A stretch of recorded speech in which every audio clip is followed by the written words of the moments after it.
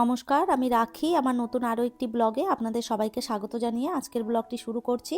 এখন বাজে সকাল 7টা। আপনাদেরকে সাথে নিয়েই ব্লগটা শুরু করলাম। সকালবেলায় 6টা নাগাদ ঘুম থেকে উঠেছিলাম, আর উঠে ড্রেস চেঞ্জ করেছি, ব্রাশ করেছি, জানলা দরজা সমস্ত খুলে দিয়েছি। আর বিবেক একটু দেরি করে ঘুম থেকে উঠেছে, সেই জন্য বিছানাটা একটু দেরি করেই তুলতে হচ্ছে। তো এই ঘরের পর্দা জানালা সমস্তটা খুলে দিলাম, আর এরপরে বিছানাটা একটুখানি গুছিয়ে নিচ্ছি।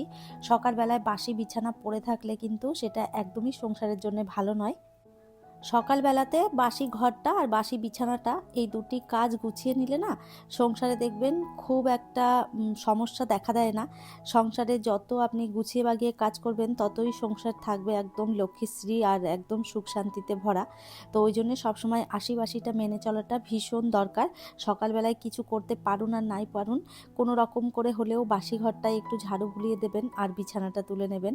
এইটা হচ্ছে সংসারের সব থেকে বড় কাজ। ওই দিকের রুমটা সুন্দরভাবে গুছিয়ে দিয়ে এসেছি, আর এরপরে চলে এলাম এই দিকের রুমটাতে।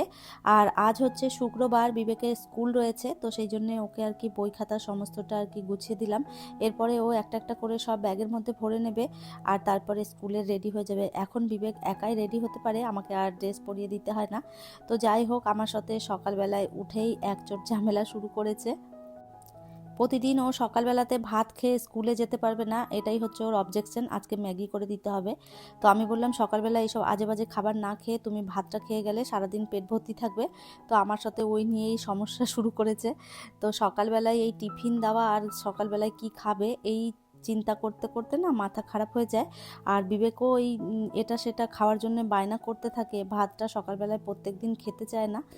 তো যাই হোক, অনেক ঝামেলা করার পর তারপরে বললাম ঠিক আছে চলো ম্যাগি বানিয়ে দিচ্ছি। আর এই যে সমস্তটা আর কি গুছিয়ে দিয়ে এসেছি, আর এরপরে চলে এসেছি ম্যাগি করতে। ম্যাগিটা ওকে বানিয়ে দেবো, আর তারপরে সাথে সাথে একটু চাও বসিয়ে দেবো। আমি আর মা দুজনে খেয়ে নেবো আর কি চাটা। আমার কালকের ভিডিওতে আপনারা অনেকেই কংগ্রাচুলেশন জানিয়েছেন, আপনাদের প্রত্যেককেই জানাই অসংখ্য অসংখ্য ধন্যবাদ। এত সুন্দর সুন্দর আপনারা কমেন্ট করেছেন, আমি সত্যিই ভাবতে পারিনি যে এত কমেন্ট আসবে। আপনারা এত ভালোবাসা আমাকে দিয়েছেন, যার জন্যে আমি যতই বলি ততই কম হবে। মৌমিতা দে দিদিভাই কমেন্ট করেছে, রাখি কংগ্রাচুলেশন, খুব ভালো লাগলো নিউজটা শুনে।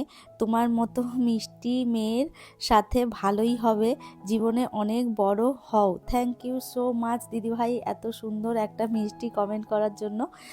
সীমা দিদিভাই আমাকে কমেন্ট করেছে, অভিনন্দন রাখি, খুব ভালো লাগলো এই খুশির খবরটা শুনে। ভালো ভালো, খুব ভালো, এগিয়ে যাও, পাশে আছি। থ্যাংক ইউ সো মাচ দিদিভাই, এভাবেই পাশে থাকবেন। হ্যাপি উইথ পিয়া একটা দিদিভাই কমেন্ট করেছে, খুব ভালো লাগলো। থ্যাংক ইউ সো মাচ দিদিভাই। নবীন হাতের রান্না আইডি থেকে আমাকে একজন কমেন্ট করেছে, মনিটাইজেশন কিভাবে করতে হয়। ইউটিউবে ভিডিও পোস্ট করার পরে আপনার যখন 1000 সাবস্ক্রাইবার আর 4000 ঘন্টা ওয়াচ টাইম কমপ্লিট হয়ে যাবে, তখন ওনারাই একটা অপশন দিয়ে দেবে মনিটাইজেশনের। তখন সেখানে গিয়ে মনিটাইজেশনের যে ফর্মটা থাকে সেটাকে ফিল আপ করে দিতে হবে। ওই ফর্মটা ফিল আপ করে দিলেই আপনার মনিটাইজেশনটা অন হয়ে যাবে। আর ওইটা আপনি ওয়াইটি স্টুডিও থেকেই দেখতে পারবেন যে আপনার মনিটাইজেশনের জন্য অপশনটা দিয়েছে কি দেয়নি। আর এই নিয়ে আপনি ভিডিও দেখতে পারেন, যেই টেক চ্যানেলে ভিডিওগুলো দেয় কিভাবে মনিটাইজেশন অন করব, ইউটিউবে লিখে সার্চ করলেই দেখবেন অনেক রকম ভিডিও আপনি পেয়ে যাবেন। তো সেখান থেকেই কোনো একটা ভিডিও দেখে সেইভাবেই করবেন, যেটা আপনার মনে হবে যে এই প্রসেসিংটা ভালো সেই হিসেবে করবেন। তো দেখে দেখে করলেই আপনি মনিটাইজেশনটা অন করতে পারবেন। বিবেককে স্কুলে ছেড়ে দিয়ে এসে আমি সকালের খাবারটা আর কি বানিয়ে নিচ্ছি। আজকে বাঁধাকপি আর গাজর একসাথে মিশিয়ে ভাজা করেছি, আর তার সাথে করছি রুটি। তো সকাল সকাল গরম গরম রুটি আর বাঁধাকপি ভাজা দিয়ে কিন্তু বেশ ভালো লাগে রুটি খেতে। আর বাঁধাকপিটা যেভাবে আমি করলাম সেইভাবে একদিন করে দেখবেন, ভীষণ ভালো হয় খেতে। বাঁধাকপি আর গাজরটা আগে কেটে নেবেন, আর তেলের মধ্যে একটুখানি মেথি ফোড়ন আর তার সাথে কাঁচা লঙ্কা, আর কিছুই দিতে হবে না, নুন আর হলুদটা দেবেন। ব্যাস, এটা করে দেখবেন এত ভালো হয় খেতে, আপনারা না করলে বিশ্বাস করবেন না। একটু মিষ্টি মিষ্টি লাগে খেতে, রুটির সাথে বেশ ভালো লাগে। আমাদের বাড়িতে বিবেকের বাবাও এই ভাজাটা ভীষণ পছন্দ করে, আর পার্সোনালি আমি ভীষণ ভালোবাসি এই ভাজাটা খেতে। একবার ট্রাই করে দেখতে পারেন, তবে মেথিটা একটুখানি কালো হয়ে যাওয়ার পরই দেবেন। মেথিটা যদি একটু না পুড়ে যায় তাহলে দেখবেন মেথিটা কিন্তু একটু তেতো তেতো লাগবে। তো ওই জন্যে মেথিটা যতক্ষণ না একটু কালচে ভাব আসছে ততক্ষণ পর্যন্ত তেলের মধ্যে রেখে দেবেন। মাকে খাবার দিয়ে দিয়েছিলাম, সাথে আমিও খেয়ে নিয়েছি, আর বেশ কিছুক্ষণ সময় কেটেছে। তারপরে আবারও চলে এলাম কিচেনে। দেখতেই পাচ্ছেন খাবার করেছি, কিচেনটার অবস্থা ভীষণই খারাপ। টুকটাক একটুখানি গুছিয়ে নিলাম, আর এরপরে দুপুরের রান্নার জোগাড় করতে এসেছি। চালটাও বাড়ন্ত হয়ে গেছিলো, সেই জন্য চাল নিয়ে এসেছি, আর এখন ভালো করে চালটা ঢেলে নিচ্ছি। আর এখান থেকে একটুখানি চাল ঢেলে নিয়ে তারপরে রান্নাটা আর কি বসাবো। তো সকালবেলায় তাড়াতাড়ি করে রান্না যদি না করে নিই তাহলে অনেকটা দেরি হয়ে যাবে। 2টোর মধ্যে আমাকে রান্না কমপ্লিট করতে হবে। মাকে ওই 2টোর মধ্যেই খাবারটা দিয়ে দেওয়ার চেষ্টা করি। তো তাড়াতাড়ি করে না বসালে না শেষ করতে পারবো না। আজ ডিমের তরকারি রান্না করব, সেই জন্য ফ্রিজ থেকে ডিমগুলো একটুখানি বার করে নিয়েছি। ওই ঠান্ডা ডিমগুলো জলের মধ্যে দিয়ে দিলে না একটু ফেটে যাওয়ারও ভয় থাকে। তো ওই জন্য আমি রান্না করার বেশ কিছুক্ষণ আগেই আর কি ডিমটা বের করে রাখি। তো সকালবেলায় এই যে খাবার যখন দিলাম আমার মাকে খেতে আর কি, তখনই আর কি ফ্রিজ থেকে ডিমগুলো বের করে রেখে দিয়েছিলাম। তো যাই হোক, এইদিকে আমি ভালো করে চালটা ধুয়ে নিয়েছি, আর এরপরে এই যে ভাতটা বসিয়ে দেবো। তারপরে একদিকে ভাতটা বসাবো, আর একদিকটাতে বসাবো হচ্ছে ওই ডিম আলু সিদ্ধ। আর তারপরে কাটাকাটি যেগুলো রয়েছে সেগুলো সমস্ত আর কি গুছিয়ে নেব। ততক্ষণে ভাতটাও হয়ে যাবে, আর এদিকে আমার ডিমটাও সিদ্ধ হয়ে যাবে। ভাতটা তো বসিয়ে দিয়েছি, তবে আলুগুলো এখনো পর্যন্ত কাটা হয়নি। তো এই আলুগুলো কেটে নিয়ে তারপরে আলু সিদ্ধটাও বসাবো। তো এই কাটাকাটি করতেই না অনেকটা সময় চলে যায়। রান্না করতে তো খুব বেশিক্ষণ সময় একটা লাগে না, কিন্তু এই যে কাটাকাটি তারপরে মশলা বাটা সমস্তটা কেটে গুছিয়ে ধুয়ে সমস্তটা রেডি করতেই সময় চলে যায় অনেকটা। তো যাই হোক, এই যে আলুগুলো কেটে নিলাম, আর এরপরে চলুন ধুয়ে আগে আলু ডিমটা সিদ্ধ বসিয়ে দিই, তারপরে আর কি বাকি কাটাকাটিগুলো করব। আর এই তো সমস্তটা আর কি বসিয়ে দিলাম। আর ডিম যখন সিদ্ধ করবেন তখন 1 চামচ নুন দিয়ে দেবেন। ডিম সিদ্ধ করার সময় যদি নুন দিয়ে দেন তাহলে দেখবেন ডিমের যে খোসাটা সুন্দরভাবে উঠে আসে। অনেক সময় দেখবেন আমরা ডিম সিদ্ধ করার পরে না ছাড়াতে যাই যখন, তখন দেখা যায় ডিমগুলো ভেঙে যায়। তারপরে যে ডিমের খোসাটা থাকে সেটা ভালো মতন উঠতে চায় না।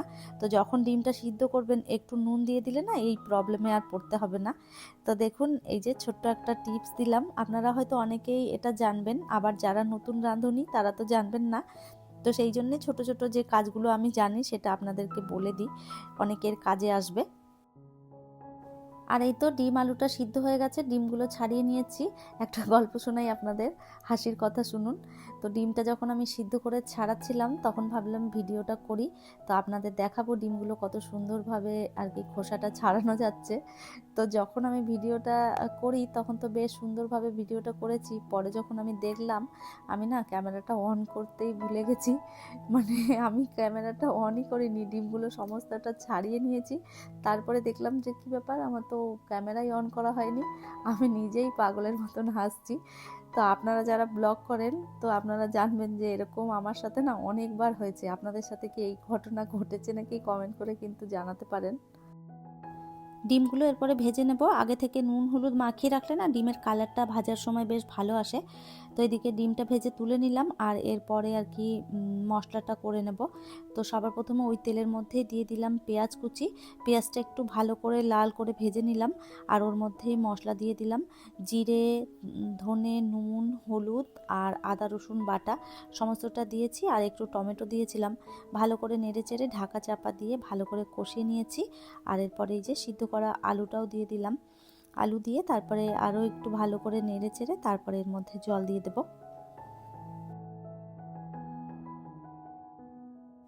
ওই দিকটাতে ডিম আলুটা বসিয়ে দিয়েছি, যতক্ষণে আলু ডিমটা ভালো করে ফুটছে ততক্ষণে এইদিকে আমি বেগুন ভাজাটা করে নিচ্ছি। আজকে রান্না হচ্ছে ওই বেগুন ভাজা আর ডিমের তরকারি, আর কিছুই করব না। তো যাই হোক, এইদিকে ডিমটাও আমার হয়ে যাবে আর বেগুন ভাজাটা হয়ে গেলে রান্না হয়ে যাবে কমপ্লিট। তারপরে ভালো করে একদম সুন্দরভাবে রান্নাঘরটা পরিষ্কার করতে হবে। ঝোল আলু ভালো করে ফুটে যাওয়ার পর এই যে ভেজে রাখা ডিমগুলো দিয়ে দিলাম, আর একটুখানি এর মধ্যে দিয়ে দিচ্ছি কেটে রাখা ধনেপাতা। ধনেপাতাটা বেশি করেই দিয়েছি আজকে, কেননা এখন শীতের সময় ধনেপাতা সস্তা, তো ওই জন্যে অনেকটা পরিমাণে দিয়েছি ধনেপাতা। আর আমার না ভীষণ ভালো লাগে ধনেপাতার সেন্টটা, তো ওই জন্য আমি সব তরকারির মধ্যেই একটু আধটু করে ধনেপাতা দিয়ে দিই। তো যাই হোক, অনেকে আবার পছন্দও করে না। আর এই যে দেখতে পাচ্ছেন রান্নাঘরের কি অবস্থা করেছি, এইগুলো এরপর গুছিয়ে নিচ্ছি, আর তারপরে আমার শাশুড়ি মাকে খেতে দিয়ে দেবো। অনেকটা বেলা হয়েছে আর আমি এখনও স্নান করিনি। সকালবেলায় ওই ড্রেসটা চেঞ্জ করেই রান্নাবান্না করতে ঢুকে পড়েছিলাম, তো এখন যাব মাকে খেতে দিয়ে তারপরে আমি স্নান করব। আর এই তো সুন্দরভাবে রান্নাঘরটা পরিষ্কার করে নিয়েছি, আর চলুন তাহলে মাকে এই যে খাবারটা দিয়ে দিয়ে স্নান করে আসি আমি। স্নান হয়ে গেছে আমার কমপ্লিট, আর এই যে জ্বালানাটা একটুখানি খুলে দিলাম। আর দেখতেই পাচ্ছেন আজকে মাথায় শ্যাম্পু করে স্নান করেছি, তো যে কারণে একটুখানি দেরি হলো। তো যাই হোক, শ্যাম্পু করে স্নান করলে না একটুখানি সময় লাগে। অনেকটা বেলা হয়েছে, আর 2টোর সময় মাকে খেতে দিয়ে দিয়েছিলাম আমি স্নান টান করতে করতে, আর এই যে আমার বেজে গেল প্রায় ওই 2:45 মতন বাজে। তো আমার ওই খাবার দাবার খেতে বসতে বসতে হয়ে যাবে 3টে।